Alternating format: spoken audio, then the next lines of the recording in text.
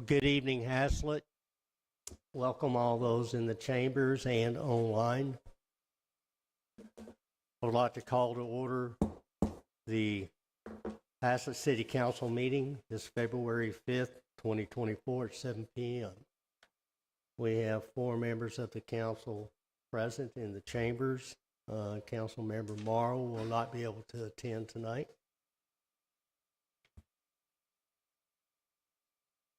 Go to the invocation and pledge of allegiance. You know, when we do this invocation, I would ask that all of us remember, I'll say all our world affairs that are going on right now, and even nationally. And yes, Haslet's growing and has its trials and tribulations, but there's a much broader world out there. And let's just keep that in our remembrance as we go before the Lord. Thank you, Almighty God, great and gracious God. I'm reminded always that we enter your gates with thanksgiving and your courts with praise. And we do thank you for all that we have, and we praise your holy name. We ask that you give us guidance in all that we do. We pray for our national leaders, our world leaders, our state leaders, and ourselves, that we always strive to make those best choices. We ask this in Jesus' name. Amen. I pledge allegiance to the flag of the United States of America and to the republic for which it stands, one nation, under God, indivisible, liberty and justice for all. Amen. Item 3 says participation and comments. Is there anybody in the chambers or online that would like to address the City Council? Is there anyone online? All right, there's none in the chambers or online. Let's go to item 4. Items of community interest. Save the date. Volunteer Appreciation Dinner is Saturday, April the 6th, 2024. It will be held at Heritage Baptist Church. It'd be a great time. We get to, it's a by invitation only. It's those volunteers who serve on our boards and commissions to show our appreciation, and they are crucial to the function of the city. 4B is Haslet is hiring. We have 5 positions: Public Works Supervisor, Parks and Grounds Maintenance Worker 1, Parks and Ground Crew Leader, Water Maintenance Worker 1 and 2. Please visit the Haslet employment opportunities on our website. If anyone knows any able-bodied young men and women, and it's a great place to work for. You got a great group of people. 4C, Haslet general election will be held Saturday, May 4th, 2024 from 7 a.m. to 7 p.m. for the purpose of electing council member place 1, council member place 2, place 3, council member place 5. All terms are for 2 years. Applications for place on the ballot will be accepted beginning 8 a.m. Wednesday, January 17th, 2024, until 5 p.m. Friday, February the 16th, 2024.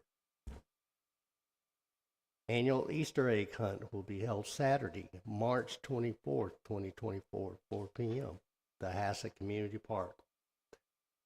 All city offices and library will be closed Monday, February the 19th, 2024, in observance of the President's Day holiday. Not on here, but it's coming up another item. If you haven't been in the library lately, please do so. Our new shelving project is just really eye-catching. It's made a lot of difference in the appearance and the available room.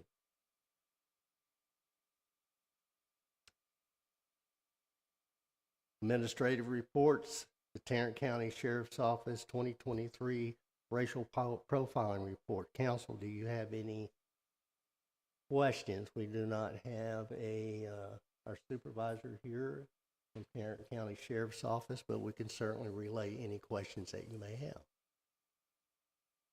None there? All right. Updates on active items and projects. Again, the Haslet Public Library, the new shelving project.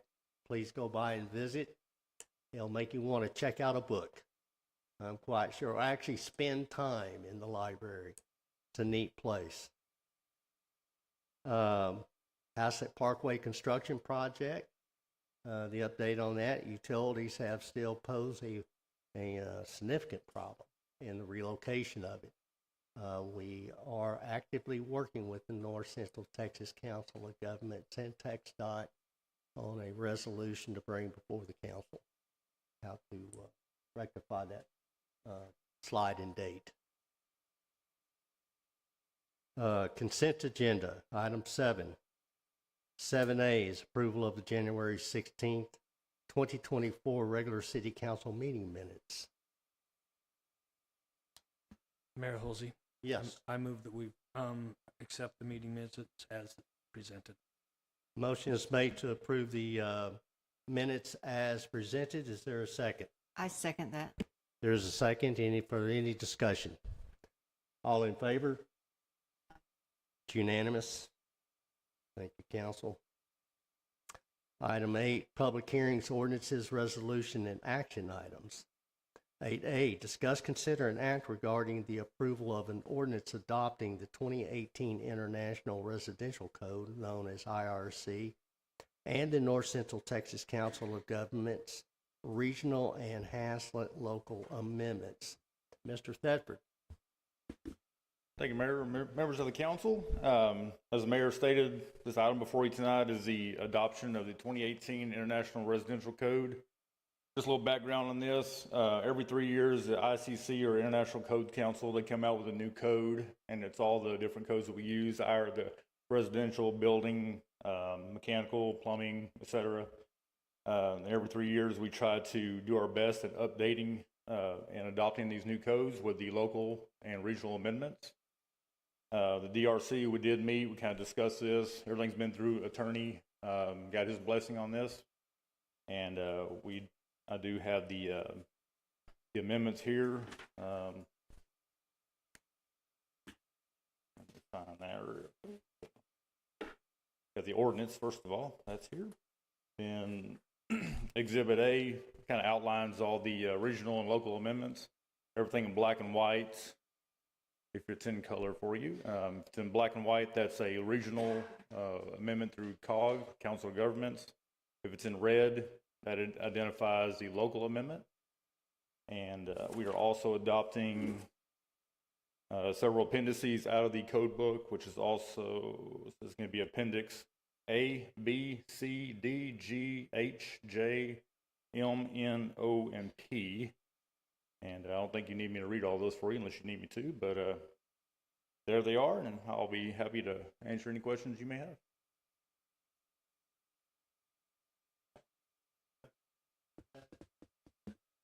I just was, you say you do this every 3 years, but I see a large red line on the local piece this time. Is there reasons that we just decided to incorporate a lot of stuff this time, or? So we do add our own amendments here, and there's just several different things. A few of the items in here are things that we have to go in there and add. One of them being the building department name, so we had to put that in there. And there's just most of these we've already had adopted with the last code, which was the 2015, which is what we're currently operating under. We just added and tweaked a few things in there. If you need me to expand on anything, I'll be happy to do that. I guess what I'm looking at is page 2 of the local. I understand the change in the name of the building was one thing, but right. Page 2 is almost all red. Sure. So yeah, all those are added. So we did add.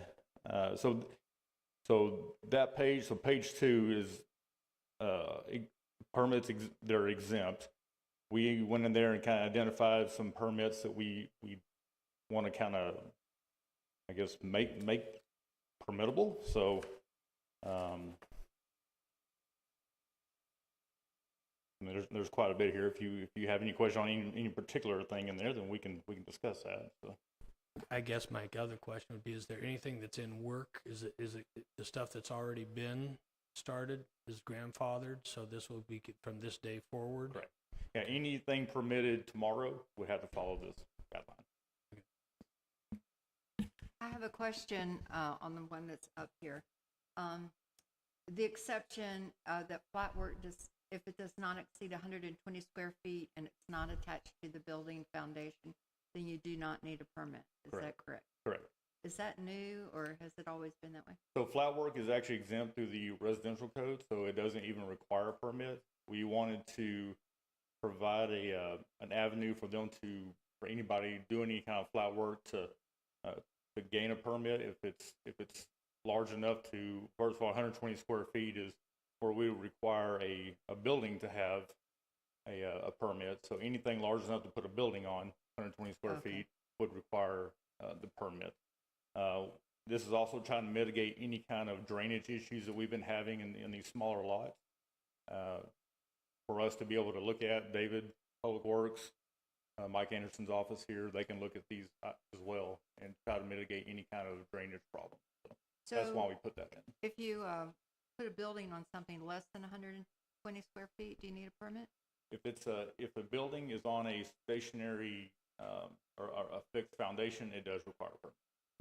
Okay, thanks. Yeah, Mike, my only question is, okay, this is up to the 2018.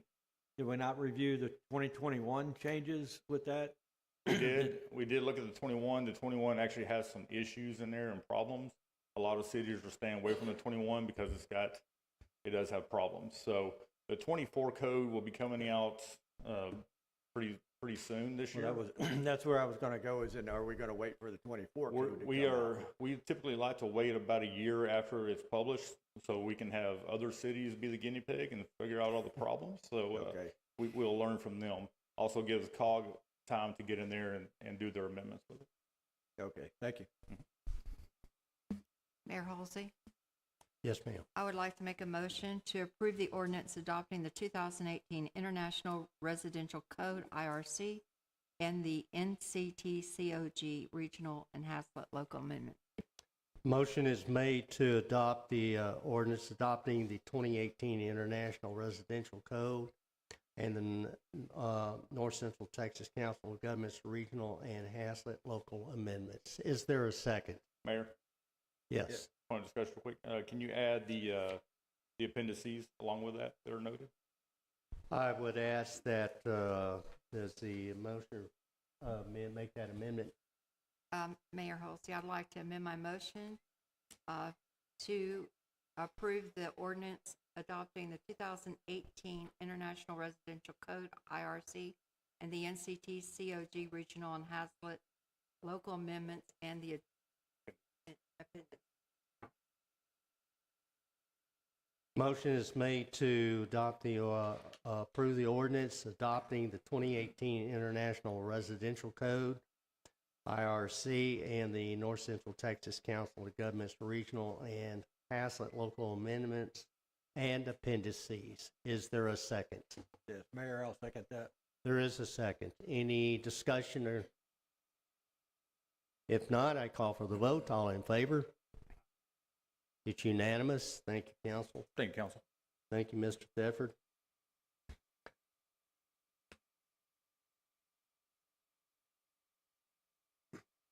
Eight B, discuss, consider, and act regarding approving an ordinance calling the May 4th, 2024 general election and authorizing entering into a joint election agreement with other Tarrant County political subdivisions. Ms. Lamb?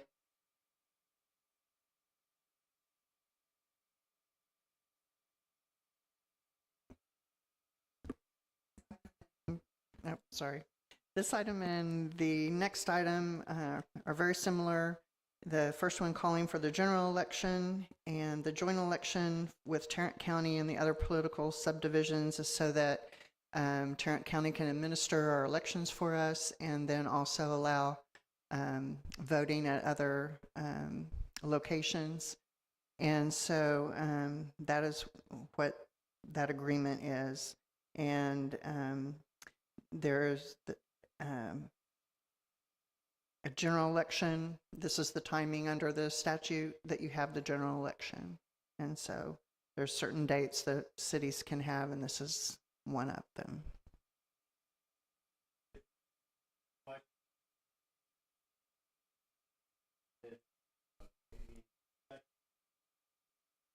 Excuse me, I didn't have my mic on. Any questions for Ms. Lamb? Or any discussion?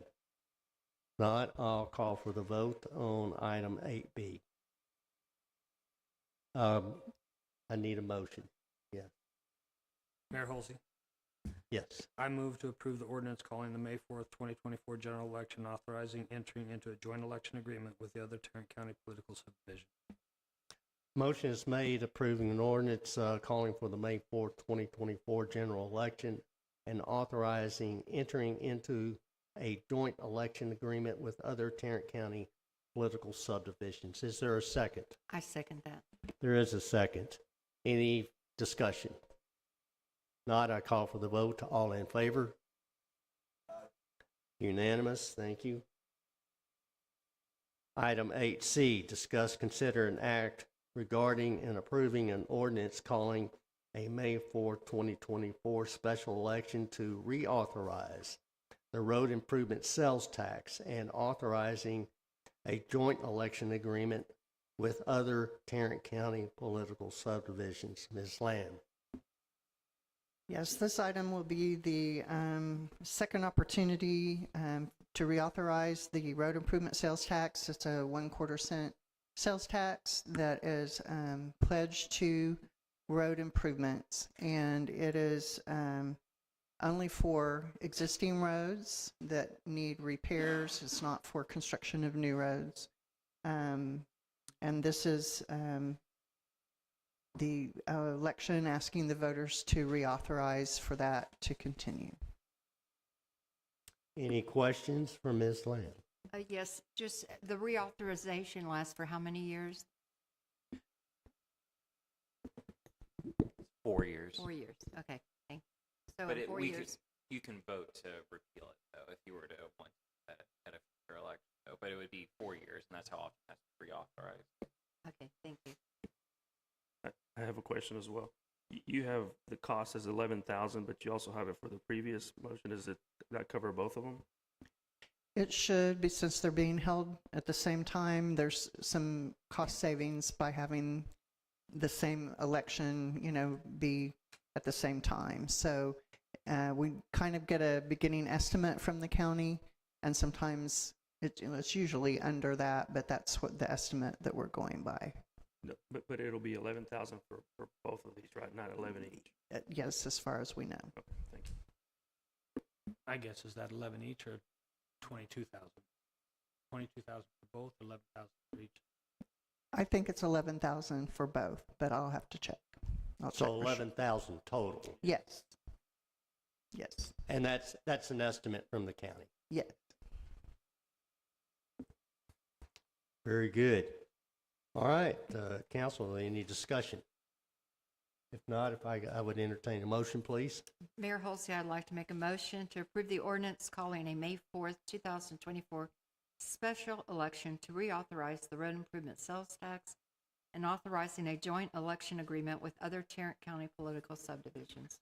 Motion is made to approve the ordinance calling for a May 4th, 2024 special election to reauthorize the road improvement sales tax and authorizing a joint election agreement with other Tarrant County political subdivisions. Is there a second? Mayor Holsey, I'll second. There is a second. Any discussion? Not, I'll call for the vote. All in favor? Unanimous? Thank you, council. Item 8D, discuss, consider, and act to approve the traffic mitigation Phase 2 plan. Mr. Rogers. Good evening, Mayor and Council. As the Mayor said, this is our next phase, and this is to get approval to move forward with this phase, because this phase will have to go to TxDOT for final approval. So we don't really have a for sure time how long this will take, but this is for striping and signage for 7 intersections along FM 156, basically both north and south of the Blue Mountain Road intersection, where we have such a traffic backup. It covers all of our neighborhoods as well as our fire station to allow the people hopefully to be able to get in and out of their neighborhoods. This project doesn't have a budget line item. This would be something that would come out of contingency. We've got an estimated amount in there, but again, till we know what comments may come back from TxDOT, we really don't know what that, this is a shot in the dark. This is going off of city style work. Once we get out here into TxDOT road right away, they may have requirements way beyond what we're used to having to deal with. So we really don't have a great number yet. But this, as I said, this will go to TxDOT first. We'll get comments. We'll have to answer those back. We'll end up having to come back to y'all later with, okay, now we know where this will go for sure, what they're going to require of us, and then we'll have much better numbers at that point. We'll know what we'll have to go out and get quotes on. Council, do you have any questions? Again, this is for at these intersections where these subdivisions come into, or the approaches come into FM 156. It's signage and markings on the roadway. Do not block this intersection. And we'll paint it on the roadway. That's what we're asking TxDOT's permission to do. The drawing shows the type of plan for what it would look like as far as the drawing. That comes out of the TxDOT's actual plan for different kinds, and we, of course, we picked this option C because that's the one that stands out the most. If you drive 156, which most every one of us does, people don't pay a whole lot of attention to much of anything, so you got to kind of grab their attention. So we are doing probably the highest and most intense, or requesting that from TxDOT anyway.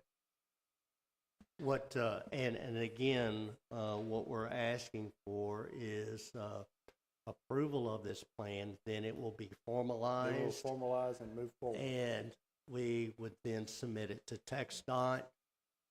They would give us their requirements. We would get numbers on that, budget numbers, and bring it back to the council for approval. That's really my question, Mayor Holsey. Is it time-wise and everything? I know we're already in February. By the time you send it off to TxDOT, I know you talked about using contingency funds, but would we have a better idea of what we're going to do? We could already be, knowing the way TxDOT and how fast their system moves, we could be getting close to budget time by the time we really get a good deal back from them. Well, we hope it's not that long. We hope not. We hope it's a lot faster than that, but the wheels of TxDOT move very slow. Ms. Lamb, do you have a number? What is our balance right now in contingency? Mayor, I know you asked for that earlier today. I'm sorry I failed to get it, but we haven't spent any of our budgeted contingency funds for the current year. So it's close to $750,000. We haven't spent anything yet. There would be, I'm quite certain there would be ample funds to cover this. So we're not asked to approve the 87,000 tonight. No, that's coming later. That's just giving you hopefully an idea of kind of what we could be looking at. And so when we get better numbers from TxDOT, if they approve this, then we will go out for bid on this job. Most likely we'll have to. If chances are, unless they come back and they don't have very hard requirements, and it could come in less than that when we go check on quotes. But I'm not going to hold my breath. Are we limited on companies that can bid on this? That's part of it, in that there's only smaller number of people who work in TxDOT actually on payment in TxDOT right away. So sometimes, yes, it limits you, but there's enough of them in our area to do it that we should be able to easily get pretty good numbers. Thank you. And again, that's a separate, you'll see that separately. That would be after the Yeah. TxDOT review. I have a question on the options. Mhm. So once TxDOT approves, these are the options that we can choose from? Those are the options that they have in their transportation code book. We highlighted that one as the one we're going to ask for. They may come back to us and tell us, no, you're going to do option D or option B. That's, but that will be up to them. So this will include the signs plus the markings on the Yep, the there'll road? be 2 assigned on each side of each intersection, so there'll be 14 of those going in. Thank you. Very good. Any other questions for Mr. Rogers? All right, council. You guys consider an act. If there's no more questions, if there's no discussion, I would entertain a motion, please. Mayor, I'll make a motion that we approve the traffic mitigation phase 2 plan, proceed with presentation to TxDOT. Motion is made to approve the traffic mitigation phase 2 plan and proceed to forward to TxDOT. Is there a second? Mayor Holsey, I'll second.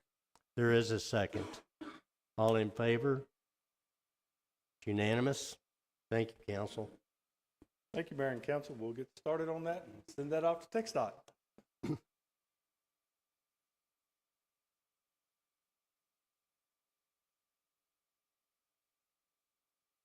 Oh. All right, so the monitor doesn't work.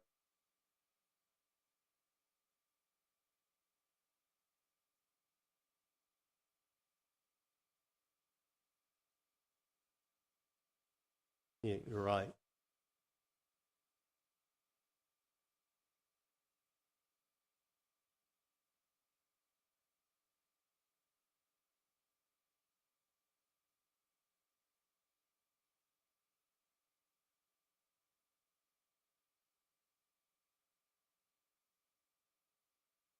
Thank you. Can y'all see that back there? All right, good. All right. 8E, discuss, consider, and act to approve the FM 156 speed zone study. And again, there is no budget request on this. It is to forward this on to TxDOT for their review and approval. Mr. Anderson will present this. Please go ahead. Good evening, Mayor, Council. Mike Anderson, the City Engineer for Haslet. Pleasure to be back up before you this evening. And I'm going to walk you through the results of our speed study that we had Lee Engineering prepare for the City of Haslet. Been working on this project for a little bit of time now. Raw data was collected back in February of 2023, and we've gone through and we've got a final report here before you this evening, and I'd like to walk you through it and help you understand what we did and why we did it. If you could go to page 1, please. There we go. So as I stated, Lee Engineering collected the vehicular speeds and volume calculations for us on FM 156 back in February of 2023. We had them walk through and review crash data that was provided by Chief Mays, and as well as review of online crash information available through TxDOT and some other sources. We worked with them to review the adjacent land uses and field observations of the roadway and intersections throughout town. And we've compiled this letter report to make some recommendations to TxDOT as it relates to the posted speed of 156 through Haslet. You're all familiar with 156. You know it's a two-lane rule-style roadway that lacks full width, 9-foot shoulders in many locations. There are locations that have turn lanes and wider pavement, but the roadway is a 2-lane farm market roadway. And so one of the things that we needed to do before we can go through and try to sort out recommendations for lowering the speed, we needed to collect data in order to ascertain what the actual speeds are, the observed speeds and volumes on the roadway. And so if you go to the next exhibit here, you can see the posted speed limits through town, beginning up on the north end, past Intermodal, down through Westport Parkway and its intersection there at 156. We get into the central zone of this study, and then we move further south down through Blue Mound Road and eventually down to Bonds Ranch. So there you can see the existing conditions as well as the existing posted speeds of the roadway that are 45 miles an hour for the majority of the town. Traffic was picked up at 14 different locations. There's an exhibit, 2 slides down. Next one.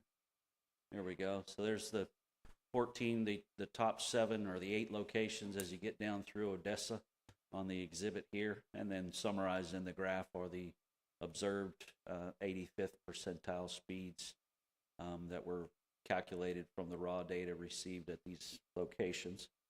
The next slide should have the additional 7 locations where the tubes were placed in order to calculate the vehicular speeds and volumes for the roadway. And then if you go back 3 slides, we'll get to the summary. There we go, look at that. And so the summary of the raw data here is the back of the report. There's 100 pages of raw data. I know Mayor Pro Tem Broyles got into the raw data, so rest assured it's true and accurate at this point. The summary of the processed raw data is can be seen here, and what you see at SS10 there is the location of the highest volume of vehicular traffic measured as a part of this study, and that's actually at 156 and about Blue Stem over there by the fire station. And one interesting thing to point out from the study that both Mr. Short and myself were surprised to see would be the percentage of heavy truck traffic. You'll see the numbers there of 10.8% all the way up to 21.8% as you get closer to intermodal. And I know everyone here is familiar with the number of vehicle semi vehicles present, and that's again, just to kind of put that in perspective, when you run numbers and you do design for roadways such as this, you're estimating about 2% that traffic level of traffic, type of traffic. So we've got a large number of vehicles on a roadway that wasn't necessarily designed with today's standards, and that roadway is I would say overloaded with semi-traffic as well. So those 2 things don't necessarily prove to be compatible in most situations. And so having this raw data and looking at it, we were able to sort out that if you go to page 7, please, you can see there in the green box, we've got a observed maximum 85th of 59 miles an hour for northbound traffic. Next slide, please. You'll see southbound is 57 miles per hour. So typically when you go through and you want to adjust the speed limit with TxDOT, you look at the speeds, the observed 85th percentile speed. But one of the things we needed to do was, now that we had this information, we need to look at the other factors and use engineering judgment, go through and to try to sort out what could be done to improve the safety and functionality of this roadway. And so we looked at other things, right? The Transportation Code allows a professional engineer who uses engineering judgment and apply that judgment along with this information to a stretch of roadway and make recommendations. And so one of the first things we looked at was access connection density, number of driveways, private streets, gas well roads, all those interruptions, potential interruptions or connections to the roadway. And so table 4, which would be page 9, kind of gives you a summary. Remember, we have our north segment, which would be from intermodal down to this Old Town area. Then we've got our central and our southern segments of the roadway. And we've done a connection density summary there on the screen to try to give everybody a feel and to help us in our discussion with TxDOT to justify a lower speed limit through here. So overall, our densities, access densities for the corridor, the 4.8 miles, is about 18.2 connections per mile. So those are observations that we needed to go through, and we'll get to the importance of that here in just a moment. If you go to page 10, we speak a little bit about the freight corridor designation that's currently applied to FM 156. That's a state designation to show routes for trucks due to the intermodal facility and the proximity to that, as well as the interstate highway that's here in the area. With the completion of the L project and the opening of Haslet Parkway over to intermodal, that freight corridor has actually been updated to show that new route that the mayor was able to get accelerated. And so one of the recommendations of this report, and we'll talk about it at the end, is actually going in and removing 156 from the freight corridor from Westport Parkway south, right? So that will assist in hopefully promoting fewer truck trips to follow the FM 156 corridor out of town. School locations, we looked at, as we were going through looking at the adjacent land uses in our access density portion of the study, we noticed the Heritage Christian Academy, the daycare preschool, and the Legacy Learning Center were all generally located within the study corridor, and there were no reduced speed limit signs posted along 156 for the Heritage Academy. And so we'll talk a little bit more about that here in the back portion of the report, but just some things that, again, as we're going through looking at the corridor, trying to ascertain the types of uses, the number of interruptions, and the things that affect speed and safety of the roadway. School locations was one of the interesting factors, and one of the things that we took into account. Local public opinion. As you all know, there was a petition that was circulated and signed that had over 500 signatures requesting a lowered speed limit along FM 156. So the Transportation Code allows for local public opinion and input on the posting of a speed of a highway through a town. And so that was something that we wanted to document and get into this report as we move forward in our discussions with TxDOT. The Transportation Code also allows us to look at the physical characteristics of the roadway as they pertain to the condition of the pavement, the lack of shoulders, the grade differential. I'm sure everyone's familiar with the when you're trying to get on to FM 156 at Schoolhouse or Odessa, there is a large grade differential between the main travel lanes of 156 and those approaches, whether they're the TxDOT approach or for Schoolhouse there, or the public street approach at Odessa. One of the things that creates an issue, you're trying to get onto a super elevated, as you come down southbound on 156, you're in a super elevated curve, if you think about it, back to the south. And so you've got a super elevated roadway connecting with a pavement that's got a grade differential. And so you've got a PI. You don't have that nice smooth approach out onto the highway. People have to have a foot on the brake and foot on the gas, and it creates issues, right? Those things, they don't show up in the numbers. They're observed, they're documented in this report, and we plan to present those to the TxDOT folks as some alternative consideration for the posting of the speed limit through town. And so all these things that we've looked at here and we've talked about this evening, we basically just walked through the Transportation Code and said, okay, what can we do? What can we take into consideration when recommending a new set of speed limits through town? If you go to page 12, there's our summary of our freight corridor designation through town. Page 12, we kind of talk about moving forward and taking into account all the things that we just talked about. developing a new recommended speed limit for 156. So the land use patterns and existing developments adjacent to 156 were examined. The Transportation Code offers the governing body the ability to lower a speed limit automatically to 30 miles an hour for a stretch of roadway that's considered an urbanized district. And an urbanized district means that there are more than 100 connections to a roadway within a quarter-mile stretch, right? So 100 connections, public or private, within 1,320 feet.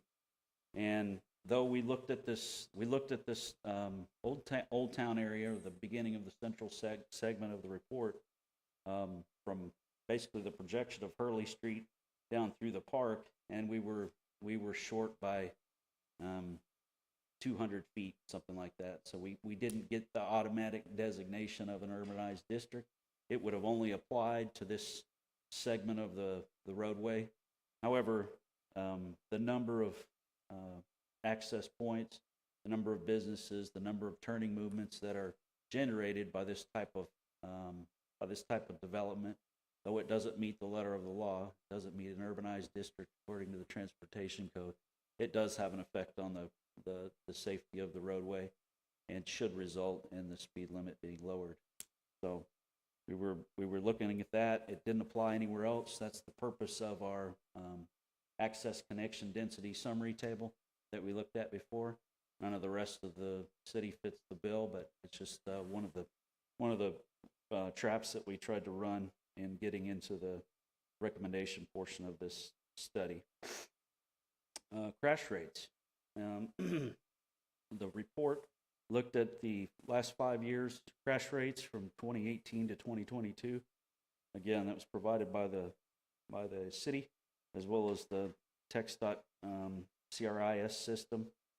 And we've kind of summarized those on the bottom of page 12 there. You've got the crash data summary, and they look at number of crashes per 100 million vehicle miles. That's kind of the way the state looks at this.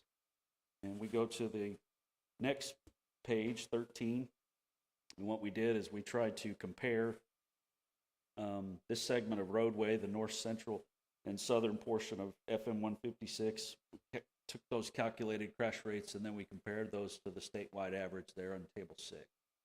So you'll see that 18 and 61% of TxDOT's observed and calculated crash rate for a two-lane, two-way rule-style roadway in an urban setting. That's what that means. And so one of the things that we noticed, though, is in going through the data, there was a significant increase in the 2022 crash information. And so we wanted to point that out, that the roadway continues to be overloaded. There's more and more vehicles, and the crash rates have gone up in this last year. And so table 7 was calculated, and you can see there in yellow the percentage of crashes relative to the state system on the central segment that exceed that observed by the state for this type of roadway. And then the southern portion as well is right up there with it at 96%. So again, the goal of this report is to be able to effectively communicate with TxDOT about what's being observed on this particular stretch of roadway in their system. We talked a little bit about the physical characteristics of certain intersections, and we've got some photo examples in the back of the report that will be sent to TxDOT, and we'll walk them through. We didn't do any on-the-ground surveying or anything like that, but the photos speak for themselves, and I'm sure the mayor would be more than happy to drive anyone around if they'd like to experience what it's like trying to get on FM 156 at some of these locations. And we talked about the citizens petition and resolution that was passed by the council supporting that lowered speed limit as well. There was a request made by the, I guess he's the pastor of the Heritage Baptist Church. The board of directors formally requested from the mayor that a school zone be implemented on FM 156 for the Heritage Christian Academy. And so that's a recommendation that we'd like to implement.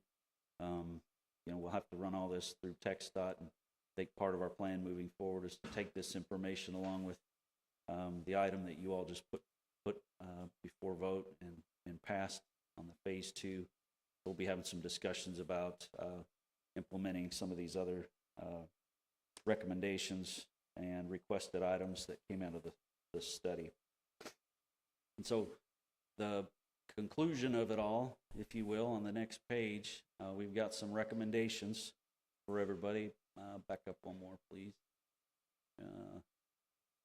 Page 16, sorry. Oh, wait, there we go. So it's recommended, based on our analysis of the existing traffic and speed data, review of the adjacent land uses and development patterns, a review of the access connection density, the proximity, location, and number of schools and other public facilities, the width and condition of the pavement, the citizens' petition and city resolution, as well as the recent crash history that is higher than statewide average. It's recommended that the speed limit be reduced lower than the 85th percentile speed as measured in the field. So again, we talked about the process by which you normally go through and adjust a speed limit. That was done through the pure data collection and analysis at the front end of the report. And what we've tried to do here is assemble the reasons and our justification for the lowered speed limit in lieu of the data presented in the front of the report. So our specific recommendations would be lowering the central segment of FM 156 from a posted speed limit of 45 to a posted of 35. The posted speed limit on the southern segment of 156 be reduced from 55 to 45 between 287 and Blue Mound Road. We're recommending that the segment of FM 156 that's currently designated as a freight route in the statewide planning map be removed south of Westport Parkway, because the city is currently providing and is currently shown on the plan the alternative route along the L portion of Haslet Parkway. We're recommending that a 20-mile-an-hour reduced school speed zone be established within at least 200 feet of the Heritage Christian Academy's property line to enhance safety for vehicles and pedestrians trying to access that campus. And it's recommended that the southbound speeds on 156 north of intermodal be verified and consider installing 45-mile-an-hour speed limit signs north of Intermodal Parkway. And so we've got some ongoing discussions with TxDOT that are occurring on the northern end of the town as it relates to the Keller-Haslet Extension Project. We've got some improvements that need to be done to accommodate that connection, as well as striping and future signalization up there if warranted. So we've got some ongoing discussions and activities, projects that we're working on fairly frequently with TxDOT. We'll also be engaging with them on the phase 2 traffic mitigation plan. And with your approval this evening and support, then we would like to get this information in front of TxDOT as well and begin to develop a plan to implement the recommendations that we've tried to summarize here before you this evening. So I'm available for any questions. Mr. Short is online. If you have anything that's too technical or above my skill set, I'm sure he can chime in and help us out. But yeah, just available for any questions. I would like to mention that Mr. Short is online, who actually authored this report. Should you have anything that Mr. Anderson can't answer? Yes, sir. But nonetheless, council, any questions for Mr. Anderson? Yes, Mr. Anderson. Yes, ma'am. First, I want to thank you for doing a fantastic job on the report. Thank you. It's very thorough.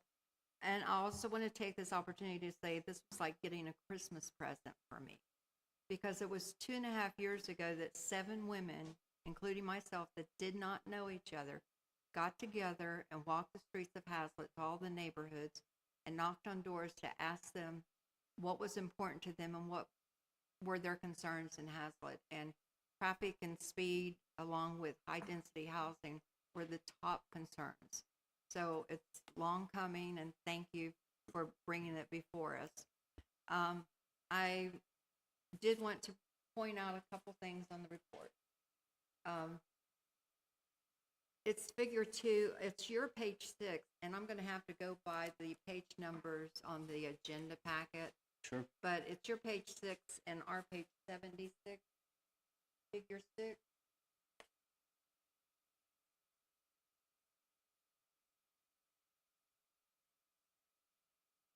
Okay. Yes, ma'am. Okay. One slide up, Colton. It's figure 6.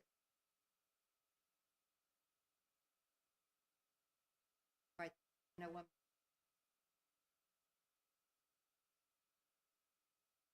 There Yes, you are. There you go. okay. That, the top photo where it says 45 speed limit, 45 speed limit, this is the existing speed. I believe those should be 55.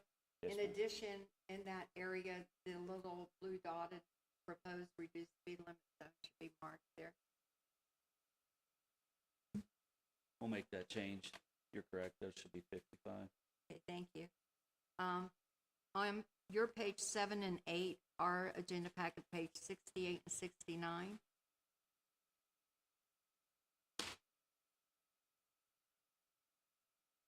Page 7 and 8 on this. 7 and 8 on yours, Mr. Anderson, and Yes, ma'am. 68 and 69 on the agenda. Okay. I just wanted to clarify, because when going through this under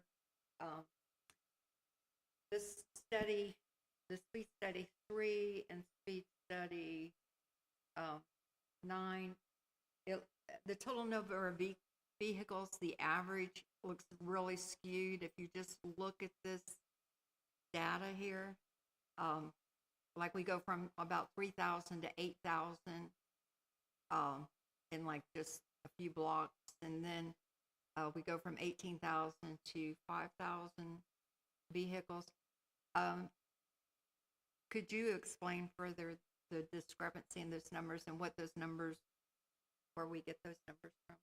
Sure. The numbers you see summarized in the table here reflect the filtered data that was obtained from the field, and what Mr. Short and his team did was they tried to parse out any of the observed speeds that weren't separated by more than 4 seconds to show what you see here would be the results of the parsed data that do not have the influence of adjacent cars working on their speeds, if you will. So free flow speeds, allowing these particular vehicle operators to choose the speed at which they wish to travel. They're not influenced by a platoon or a group of cars, if that makes sense. May I say something real quick? It looks like what you're looking at is a 7-day average versus a 2-day average. No, I don't think that has, That's well, what it says here. The what- 18,000 was a yeah, but- 7-day average, and the 8,000 is a. yeah, that's the number over, yes, I understand that. But this is not, I want to clarify, because when you try to tie it back into the raw data, She was in the raw data. yeah, So. and so it doesn't tie back. So I just wanted to clarify that this are the unencumbered cars and Correct. the total of this unencumbered cars. Yes, sir. And Or yes, so, ma'am. you know, because when you look at the raw data, it doesn't correlate. Doesn't correlate. And Mr. So- Ricketts, to your point about the 7 and the 2, the goal there is to try to they picked 2 locations at which they took additional data to ensure that there was no anomaly between that which was observed on a weekday versus that which could be observed on a weekend. And they do that to make sure that everything's lining up. Yes, sir. And so we've got a couple of those locations for the And- counts recorded. And again, that's one thing I did notice and stuff. You see that it spikes out, and it's very, jumps out at you going 5,000 to 18,000 back down to 5,000. Might just want to ask, maybe asterisk that, so, hey, that was 18,000 cars. Yes, sir. That makes sense. So- I can make that note. Yeah, the average, when you say average, Mr. Short, is there anything you would like to add to what Mr. Anderson gave us?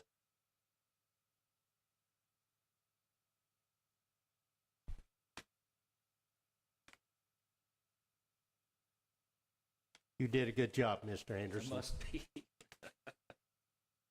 Okay, and then, my next question is on page 64. Do you have a report page number?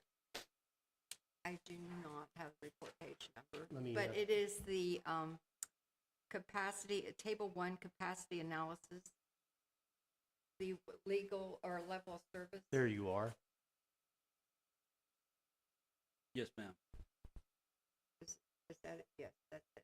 So, could you, explain, did we post, explain the C and the D, the grading? Sure. Colton, I believe you got the level of service table handy, that separate PDF.